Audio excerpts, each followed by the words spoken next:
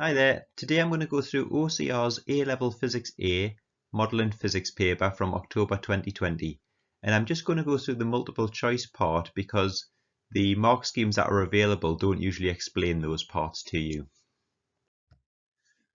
So, first of all, an athlete is running at a speed of 5 meters per second. What is a reasonable estimate for kinetic energy? Well, we know that kinetic energy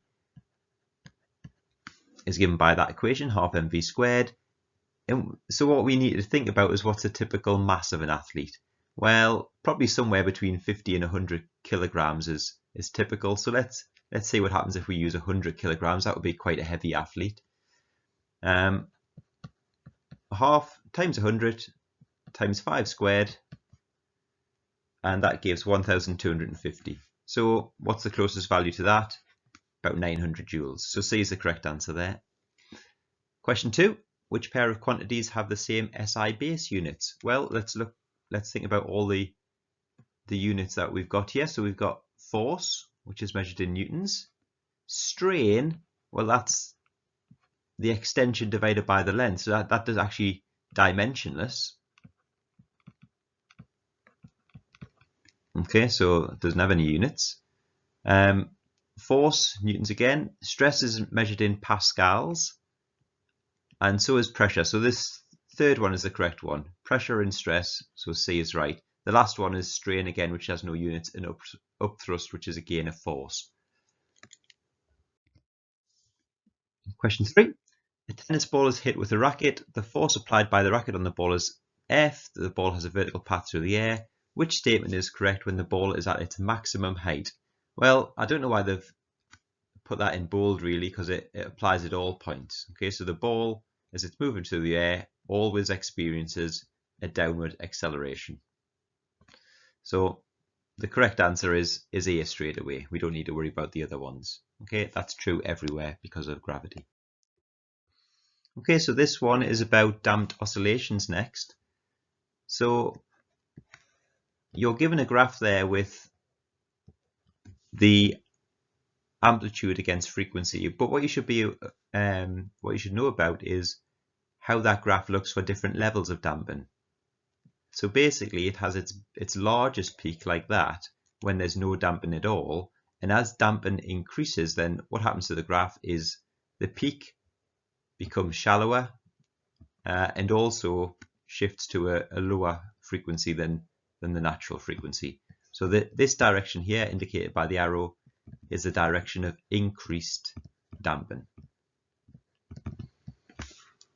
But the question that we've got in front of us is about the damping being decreased. So we're moving in this direction.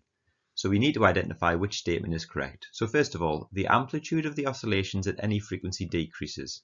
Well, if we're going in the direction of the red arrow, we'll see that actually the opposite is true. The amplitude is increasing at any frequency. Okay, all the points on the graph are moved up.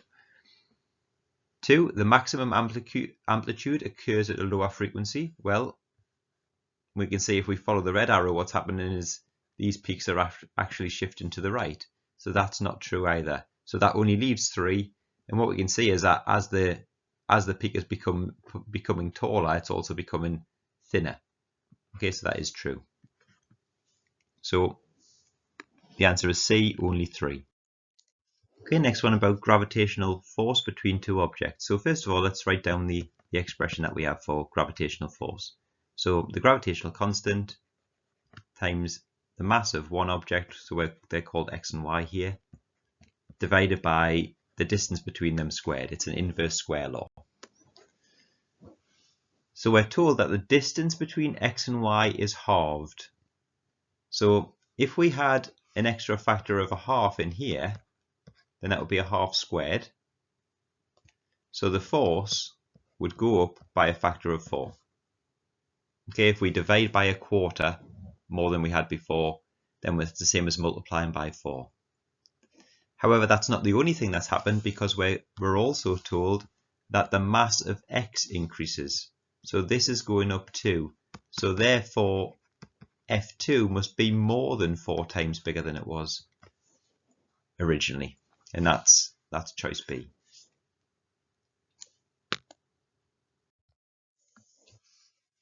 Question 6 is about photon emission as an electron drops down between energy states. So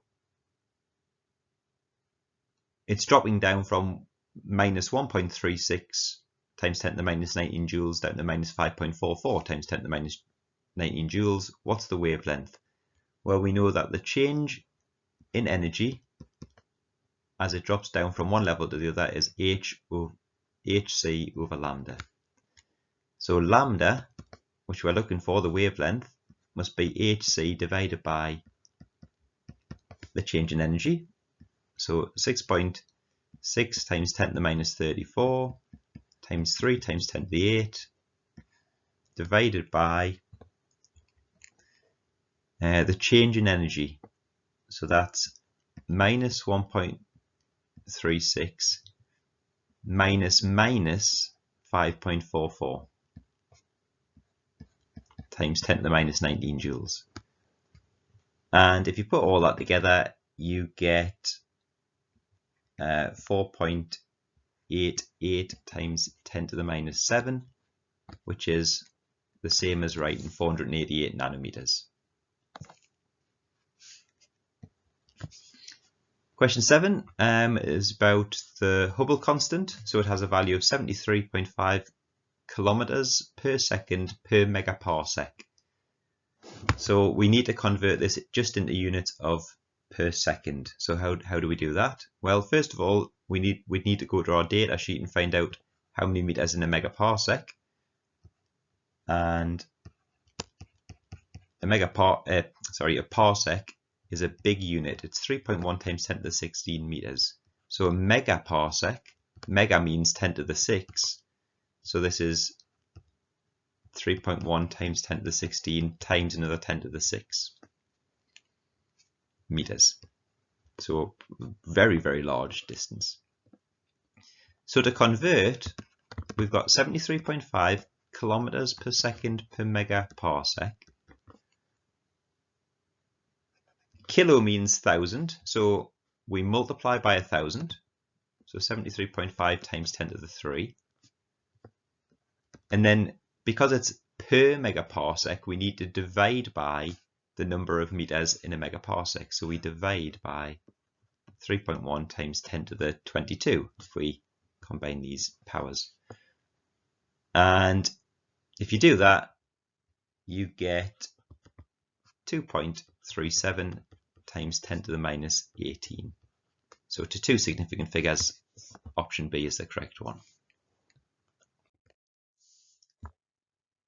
Question 8 is about free body diagrams. So we've got a block on a ramp. So let's just draw it out again. So we've got 30 degrees here. So the normal force acts up like that. The weight is acting down, and what we should always know with these diagrams is that this angle here is 30 degrees. Okay, so therefore this angle up here must be 30 degrees. Okay, the angle between the weight and the normal force. Why is it 30 degrees? Because this triangle here, which I indicate in red, that's a right angle triangle, and the angles in there have to add up to 60 degrees. So that would be 60, and therefore this angle there, which is also 90 degrees, must be split up into 60 and 30. So that's why we know that the angle between the weight and the normal is 30 degrees as well. So that gives us either A or B. And so the only difference between those is which direction the frictional force is acting. And if the block is on the ramp, it has a tendency to want to slip down the ramp. Okay, so the frictional force must be acting back up the ramp. So that means that B is the correct answer there.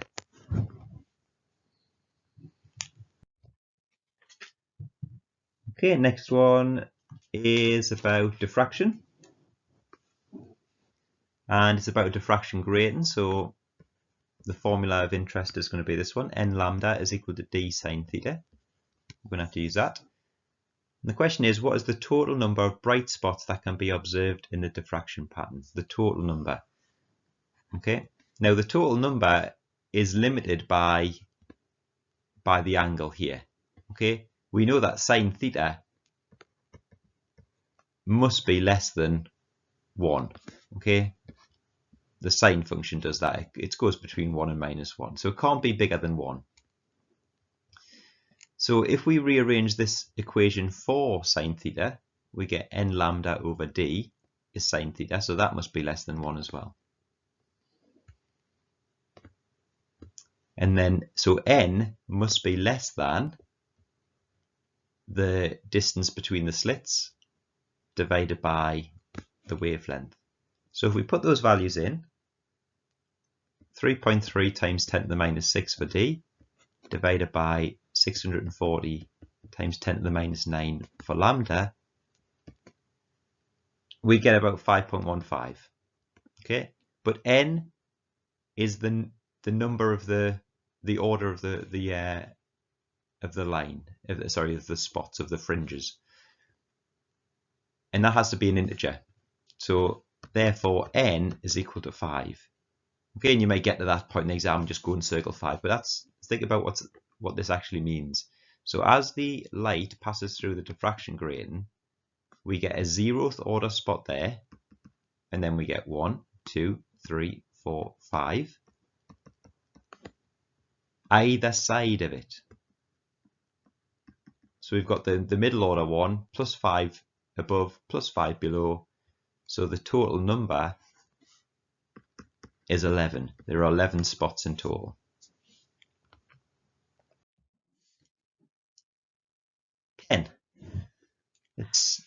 A spring is stretched by hanging on it a variable mass m. The mass is always at rest. The spring obeys Hooke's law. What's the relationship between elastic potential energy, E in the spring, and the mass m?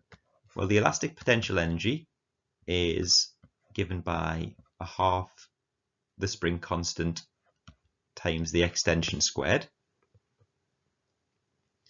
But we also know Hooke's law, so we also know that the force causing that extension is given by k times x. And what is the force that's causing it to extend? Well, that's just the weight of the mass. So mg is equal to k times x. So x is mg over k. So if we substitute that into the potential energy formula, we get half k times mg over k squared. So that's g squared over 2k times m squared. Or in other words, the potential energy is proportional to m squared. So D is the right answer.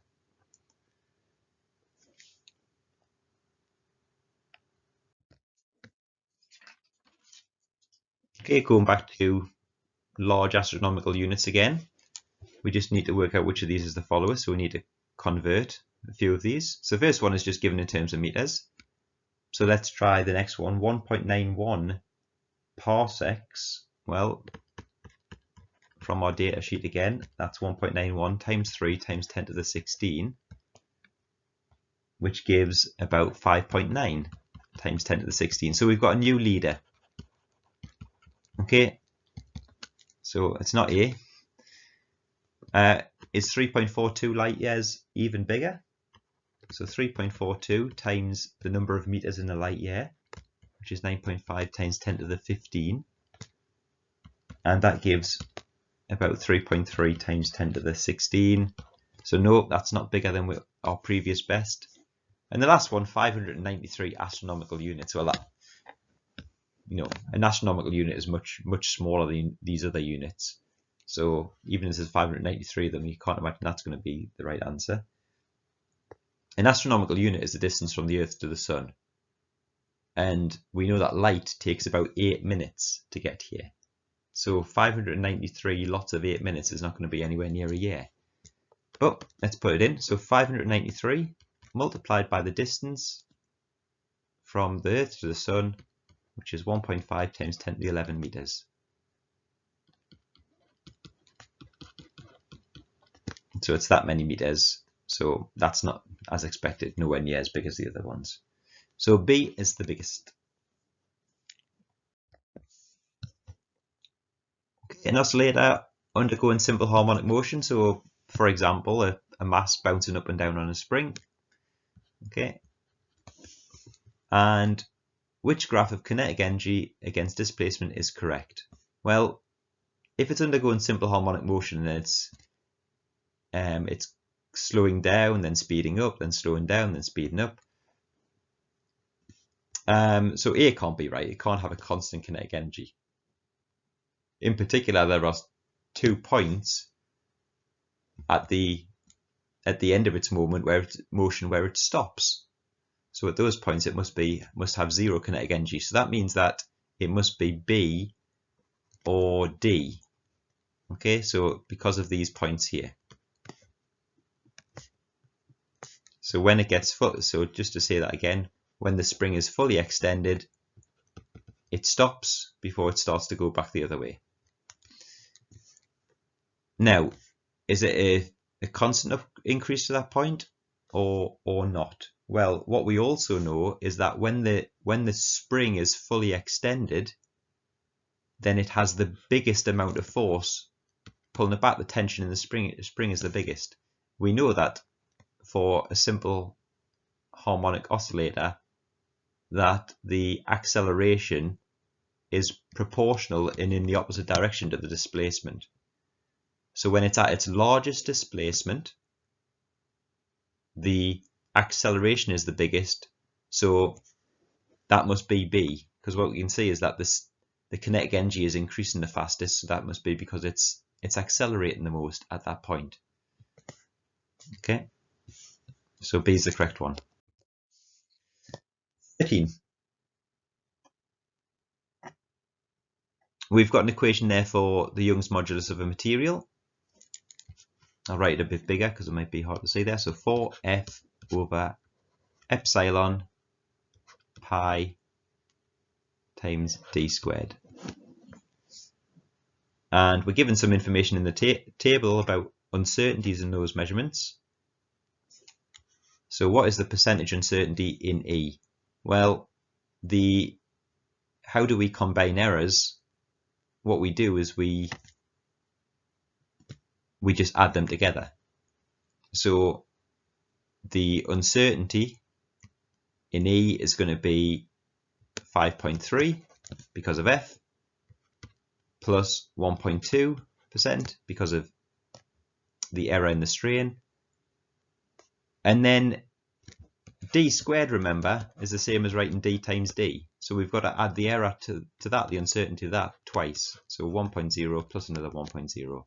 So that gives 8.5% as the percentage error in the Young's modulus.